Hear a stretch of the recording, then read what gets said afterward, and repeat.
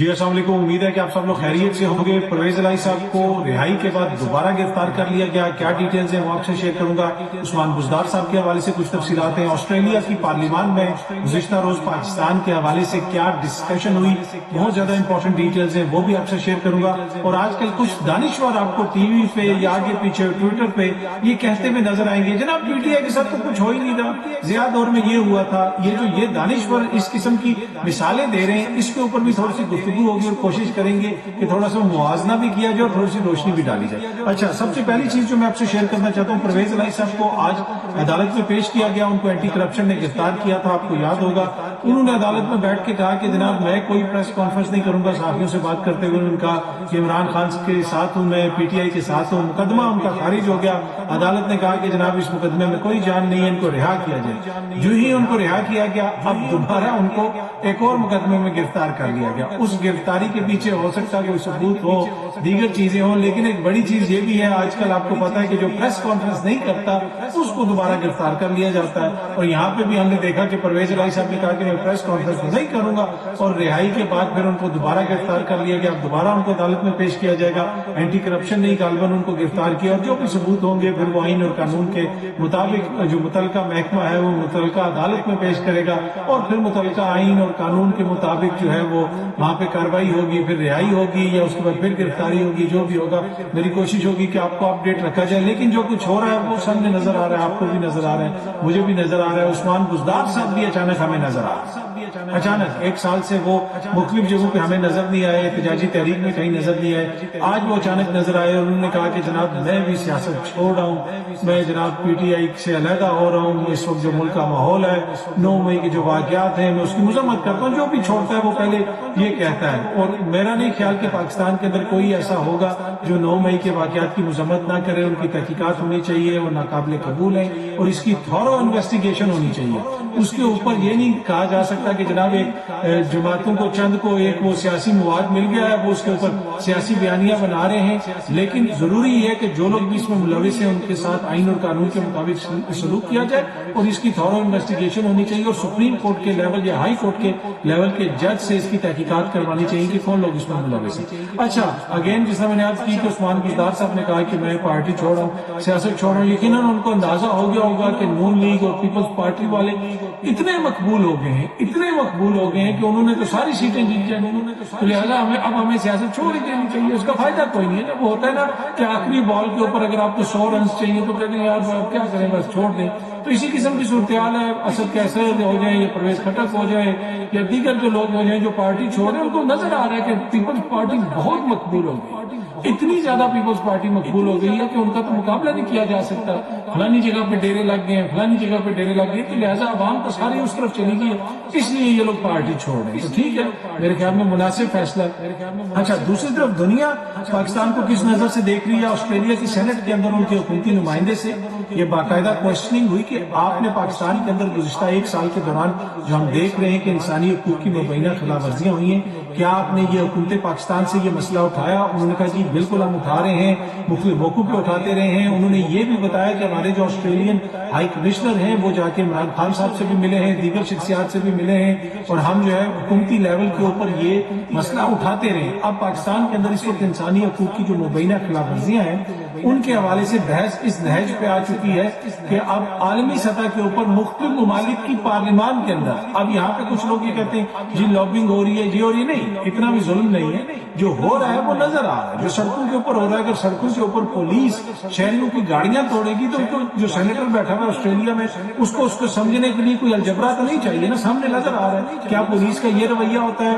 آپ لوگوں کو گھسیٹ رہے ہیں، دفعہ 144 جدھر عمران خان جاتا ہے اس کے ساتھ ساتھ جاتی ہے، جو کچھ عمران خان صاحب کے گھر کے اوپر جو ایکشن ہوا یہ پوری دنیا کو نظر آ رہا ہے، اور اسی وجہ سے اب آوازیں اٹھ رہی ہیں پوری دنیا کے اندر کہ جناب یہ کیا ہو رہا ہے، اس لیے کہ ہم ایک گلوبل ولیج میں رہتے ہیں۔ جب آپ یہ چیزیں ہوں گی تو جہاں پہ بھی ہوتا ہے دوسرے ممالک میں رپورٹ ہوتا ہے۔ کل برطانیہ کے چینلز پہ جو ہے، جس طرح آج میں نے صبح ویڈیو میں آپ کے ساتھ ذکر کیا تھا کہ ٹویٹر پہ میں دیکھ رہا تھا سکندر کرمانی کی رپورٹ تھی، دیگر لوگوں کی رپورٹس تھی جو عالمی سطح کے اوپر آپ کو سامنے نظر آ رہی ہیں عالمی میڈیا کے اندر۔ خان صاحب نے اگین آج عالمی میڈیا سے بات کی ہے، کوئی انٹرویو وغیرہ دیا ہے، وہ بھی روز بات کر رہے ہیں، جو روز وہ ٹویٹس کر رہے ہیں۔ اس دن وہ مجھے ایک عالمی نشریاتی ادارے میرے سے کال آئی کہ جناب اس چیز کی جو ہے کچھ چیزیں جو ہے وہ عمران خان صاحب نے اپنی ٹویٹس میں بھی کہی ہیں، تو آپ ان سے اس کو دیکھ سکتے ہیں. وہ کوئی خبر کے اوپر ان کی پروڈیوسر صاحبہ جو ہے وہ بات کر رہی تھی، تو انہوں نے آگے سے کہا ہاں ان کی ٹویٹر تو ہم نے وہ ایک طرح سے بالکل نوٹیفیکیشن پہ لگایا ہوا کہ جو ہی ٹویٹ آتی ہے تو ہمیں فوراً پتہ چلتا ہے، اس لیے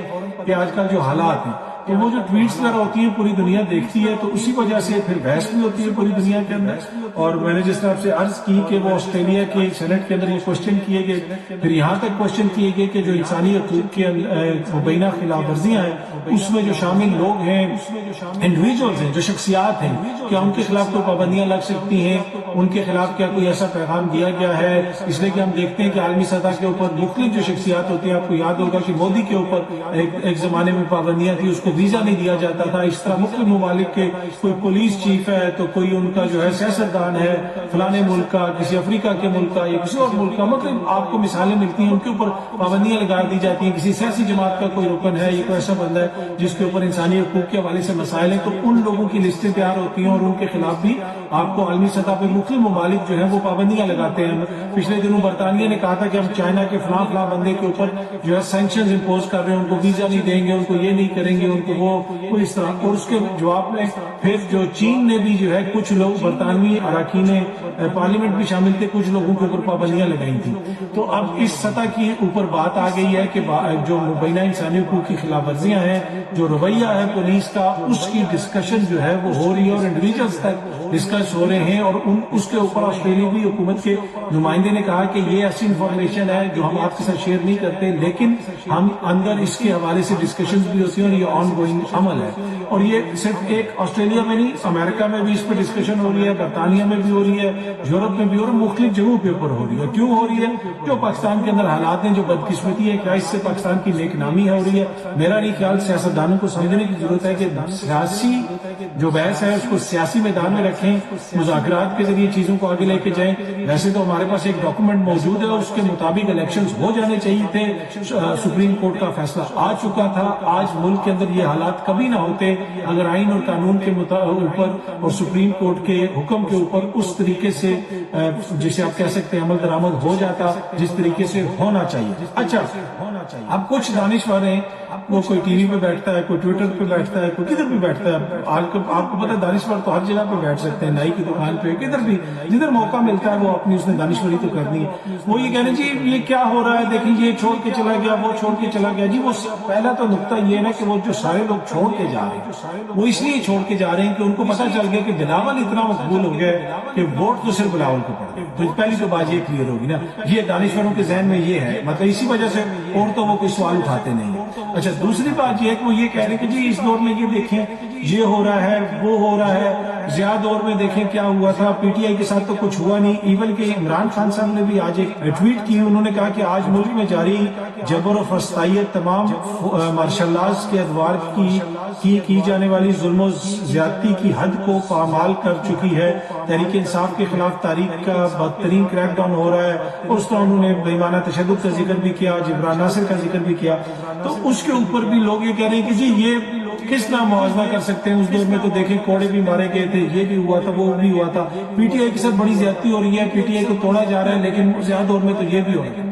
اب اس منطق کو کوئی مجھے سمجھا دے کہ آپ یہ مثال دے رہے ہیں کہ وہ جو ماشاء اللہ دور تھا، جو ایک جو فوجی دور تھا جس کے اندر آئین قانون معطل تھا، اس کا موازنہ آپ بھٹو کے وارثوں سے کر رہے ہیں. ایک طرف آپ مثال دے رہے ہیں کہ اس زمانے میں لوگوں کو کوڑے مارے گئے تھے، ایک جماعت کو توڑا گیا تھا، ایک وزیر اعظم کو پھانسی دی گئی تھی. تو جن لوگوں کے ساتھ وہ سلوک ہوا تھا اب ان کی حکومت ہے، وہ اپنی حکومت میں جو کچھ ہو رہا ہے ان کی حکومت میں اس کا جسٹیفیکیشن اس دور کی مثالیں دے کے دی جا رہی ہے. کیا اس وقت کوئی خدا نہ خواستہ کوئی ماشاءاللہ تو نہیں ہے ملک میں؟ اس وقت تو ان کی پی ڈی ایم کی حکومت ہے، پیپلز پارٹی کی حکومت ہے، مریم بی بی کی حکومت ہے، بلاول صاحب کی حکومت ہے. تو اس دور میں آپ اس کی مثالیں کس طرح دے رہے ہیں؟ یہ آپ کمپیئر کی مطلب یہ کوئی سوچ کس طرح سکتا ہے کہ جناب اس کو ہم کمپیئر کریں کہ جی ماشاءاللہ دور میں تو یہ ہو رہا تھا. بھائی اس وقت تو ماشاءاللہ نہیں ہے، اس وقت تو 13-14 جمہوری جماعتوں کی حکومت ہے. تو آپ یہ موازنہ اس سے کریں کہ کیا کسی اور جمہوری ملک میں ایسا ہو رہا ہے؟ کیا کسی اور جمہوری ملک میں ایسا ہوتا ہے؟ کیا جمہوریت میں ایسا ہوتا ہے؟ موازنہ تو یہ ہے لیکن موازنہ جو کیا جا رہا ہے وہ آپ کے بھی سامنے اور میرے بھی سامنے ہے۔ اچھا دوسری طرف جو ہم نے انتخابات نہیں کروائے ٹائم کے اوپر 2 صوبوں کے اندر، جس سے obviously ملک کا ماحول بھی خراب ہوا، سیاست کے اندر کشیدگی آئی، جو کچھ بھی ہوا وہ آپ کے سامنے ہے، وہ کیوں نہیں کروائے گئے تھے کہ جی 20 ارب روپیہ نہیں ہے۔ اور آج میں پڑھ رہا تھا احسن اقبال صاحب کا بیان، اس کو میڈیا بھی رپورٹ کر رہا ہے کہ وزیر اعظم نے 1100 ارب روپے کے ترقیاتی بجٹ کی منظوری دی۔ تو جی ہاں جی، آپ نے سنا، یہ وہ کہہ رہے ہیں کہ 1100 ارب روپے کے ترقیاتی فنڈز جو ہیں وہ وزیر اعظم صاحب دیں گے، حکومت دے گی، اور وہ جو 20 ارب روپیہ تھا الیکشنز کے لیے جو چاہیے تھا وہ نہیں تھا، وہ ابھی بھی نہیں ہے، وہ بھی اس کے وہ کہیں مل نہیں رہا، لیکن یہ جو ہے نا کہیں سے مل گئے ہیں، اور یہ پھر آنے والے دنوں میں یا سال میں جو ہے یہ پاکستان کے اندر خرچ ہوں گے۔ جب وہ 20 ارب ملتے ہیں تو میری کوشش ہوگی کہ میں بھی آپ کو آگاہ کروں، اگر آپ کو پتہ چلتا ہے کہ وہ کہاں ہے وہ 20 ارب روپیہ جو وہ کرنے تھے، جن سے الیکشنز کروانے تھے، تو آپ بھی پلیز میری مدد کیجیے گا، ہمیں بتائیے گا، اس لیے کہ بڑا ضروری ہے کہ وہ 20 ارب کہیں ملے اور میرے اور آپ جیسے جو عام پاکستانی ہیں وہ بھی اپنے ووٹ کا جو ہے حق استعمال کر سکیں دوستوں۔ امید ہے کہ یہ ویڈیو آپ کو پسند آئی ہوگی، بہت جلدی آپ سے دوبارہ ملاقات ہوگی۔ Thank you so much.